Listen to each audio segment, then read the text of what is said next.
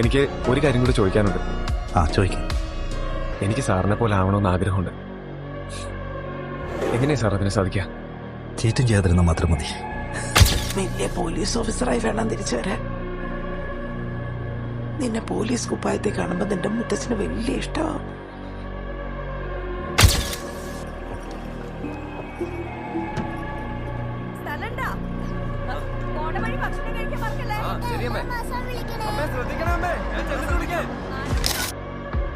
അടുത്ത പ്രാവശ്യം നീ വരുമ്പോ പോലീസ് കുപ്പായം കെട്ടോണ്ട് വരണേ.